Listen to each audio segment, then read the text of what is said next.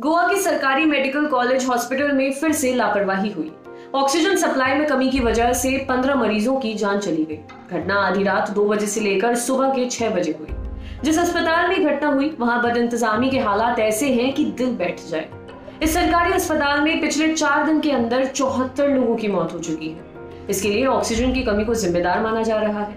मंगलवार को यहाँ 26 मरीजों ने ऑक्सीजन ना मिलने पर जान गंवाई थी। बुधवार को 20 लोगों की मौत हुई। गुरुवार को फिर 15 लोगों की जान चली गई और अब शुक्रवार को 15 मरीजों को ऑक्सीजन ना मिल पाने के कारण जान से हाथ धोना पड़ गया। मंगलवार को भी रात 2 बजे से लेकर सुबह 6 बजे के बीच मौतें हुई थी। इस बार भी यही वक्त जानलेवा साबित हुआ है। ये घटना तब हुई है जब एक दिन पहले ही हाईकोर्ट ने प्रमोद सावंत सरकार को कड़ी फटकार लगाई थी। सरकार ने दावा किया था कि ये मौतें ऑक्सीजन की कमी से नहीं हुई हैं। इस पर कोर्ट ने कहा था कि आंकड़े तो कुछ और ही दिखा रहे हैं।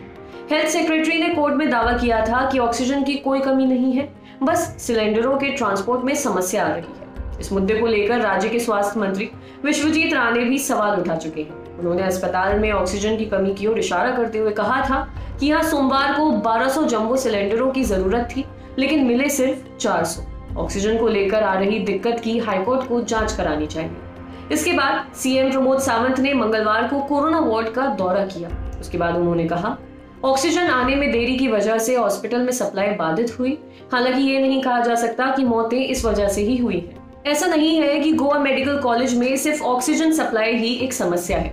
यहाँ पर मरीज जिस हालात में अपना इलाज करवा रहे हैं वो स्थिति तो और भी दयनीय और डराने वाली है। आज तक के संवाददाता सौरभ वतकारिया ने अस्पताल के अंदर जाकर हालात का जायजा लिया।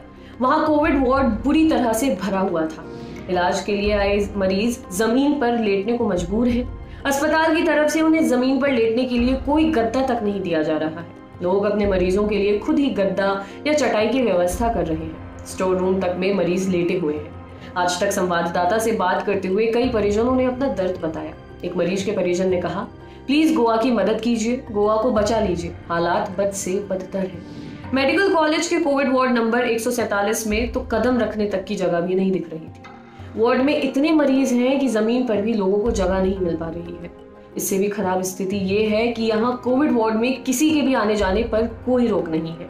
ऐसा इसलिए कि कोविड मरीजों को संभालने के लिए अस्पताल की तरफ से कोई अटेंडेंट ही नहीं है। परिजन ही अपनी जान जोखिम में डालकर अपने मरीज की देखभाल कर रहे हैं। एक मरीज के परिजन हेमंत कांबले ने अपनी आपबीती बताते हुए कहा, सबसे पहले तो मुझे बेड ही नहीं मिला क्योंकि यहाँ कोई स्टाफ मौजूद नहीं था।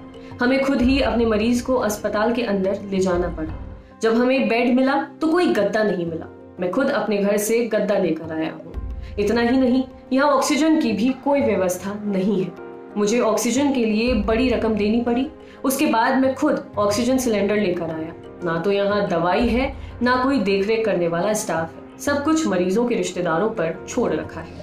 इस मामले पर जब आज तक के संवाददाता ने अस्पताल प्रशासन से बात करने की कोशिश की तो कोई भी जवाब देने के लिए सामने नहीं आया। आपके लिए खबर लिखी थी हमारे साथी विपिन ने। आप सभी जानते हैं कि कोरोना वायरस की वजह से देश में हालात बहुत बिगड़े हुए हैं। आप लोग भी सुरक्षित रहिए, अपने घरों के अंदर रहिए। जब भी आप अपने घर से बाहर निकलें तो मास्क जरूर लगाएं, सोशल डिस्टेंसिंग का पालन करें और सैनिटाइजर का इस्तेमाल करें। और हाँ, अगर आप कोरोना वायरस से रिकवर कर गए हैं और प्लाज्मा डोनेट करने के लिए एलिजिबल हैं तो प्लीज प्लाज्मा भी जरूर डोनेट करें। आप अपना और अपने परिवार का ख्याल रखें। शुक्रिया।